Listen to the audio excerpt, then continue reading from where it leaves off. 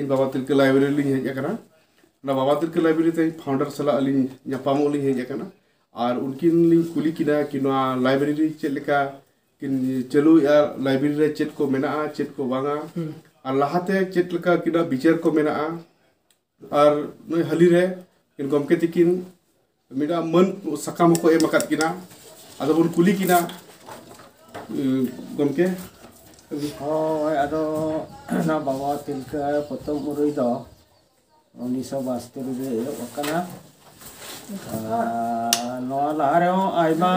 ᱥᱤᱨᱯᱟᱹ ᱠᱚ ᱮᱢ ᱟᱠᱟᱫᱤᱧ ᱜᱮᱭᱟ ᱟᱫᱚ 2019 ᱨᱮ ᱡᱷᱚᱨᱟᱲᱤ ᱟᱫᱚᱨᱥᱚ ᱠᱞᱟᱵ ᱯᱟᱦᱴᱟ ᱠᱷᱚᱱ ᱟᱫᱚᱨᱥᱚ ᱢᱟᱱᱚᱵ ᱥᱤᱨᱯᱟᱹ ᱠᱚ ᱮᱢ ᱟᱠᱟᱫᱤᱧᱟ ᱩᱲᱤᱥᱥᱟ ᱥᱚᱨᱠᱟᱨ ᱦᱚᱸ ᱥᱤᱨᱯᱟᱹᱭ ᱮᱢ ᱟᱠᱟᱫᱤᱧᱟ ᱟᱫᱚ ᱟᱭᱢᱟ ᱜᱮ ᱥᱤᱨᱯᱟᱹ ᱫᱚ ᱧᱟᱢ ᱟᱠᱟᱱᱟ ᱟᱫᱚ ᱱᱤᱛᱚᱜ ᱞᱟᱹᱠᱛᱤᱜ ᱠᱟᱱᱟ ᱟᱵᱚᱣᱟᱜ ᱯᱚᱛᱚᱵ ᱢᱩᱨᱟᱹᱭ ᱞᱟᱹᱠᱛᱤ ᱪᱮᱫᱟᱜ ᱟᱵᱚ ᱵᱷᱟᱨᱚᱛ ᱫᱤᱥᱚᱢ ᱨᱮ ᱢᱟᱱᱮ ᱟᱹᱫᱤᱵᱟᱹᱥᱤ ᱪᱮ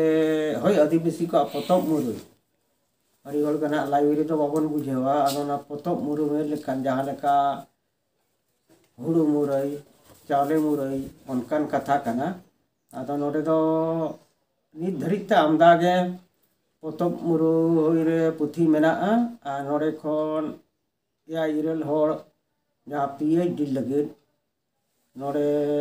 ᱠᱚ ᱦᱮᱡ ᱟᱠᱟᱱᱟ ᱩᱱᱠᱩ PhD ᱠᱚ ᱧᱟᱢ ᱟᱠᱟᱜᱼᱟ ᱟᱫᱚ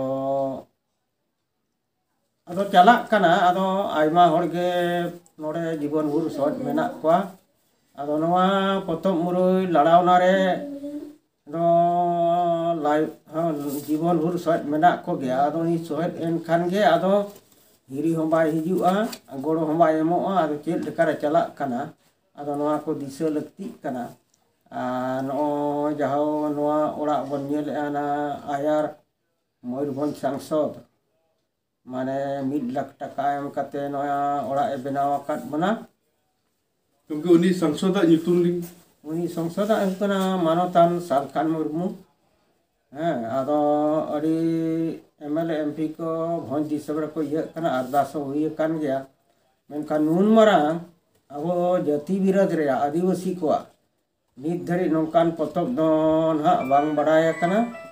आदो नोआ के जहाव सना होड़ा भंज दिसम होड़ा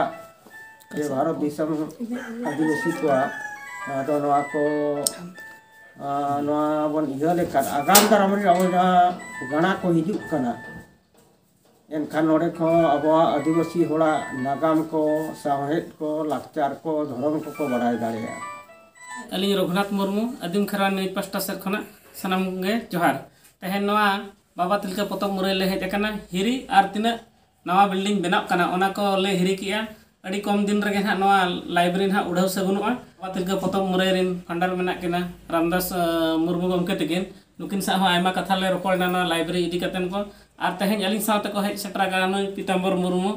आर हंतरे गमके करिया मुर्मू तकिन मेना किना आर सनाम को तले रोपड़ना नवा लाइब्रेरी तिना लगन उड़ाव कमी होरा हुयुआ ओना सनाम होरते बन गेले बिली उचे आर नोका गे तायम दाराम जतो गेबन सेटर मा नवा भोज मुलुक रेन जतो सनाम चिकी दर दिए को नोडे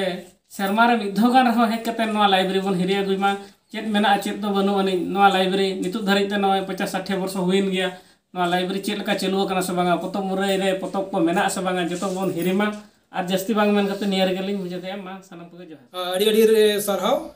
बिस्ती कते सरहाव लिन जमाया रघुनाथ बाबू तकिन चकाते उना संगिन खना नोडे हिरी लगित किन हेजकना हिरी दो बांगा किना मेन उद्देश्य दो हुयु कना चेल लेका तो पतब मुरई मांग से बन लहाया उन्ना आलिन ठन हो अड़ी धाव किन फोन बड़ाया गालस बड़ाया आलिन सला हो गालस हुई कना ओनाते आलिन पास्टा सेट खना मेनली ना बाबा तिलका लाइब्रेरी पास्टा सेट खना अड़ी अड़ी सराव कना आलिन ओना साथे पीताम्बर बाबू तकिन हो किन हेजकना किना कमी काज बगी काते अकिन समय एम काते नोडे के सेटर कना ओनाते आलिन पास्टा सेट खना अड़ी अड़ी सरहाव लिन एमा किना मा तबे आर समय को अड़ी गान हुईना आर उना झल खना किन हेज कना नुकिन हो ओनाते तेहेन मुचा दिया तेहेन गपन माराव को नोडे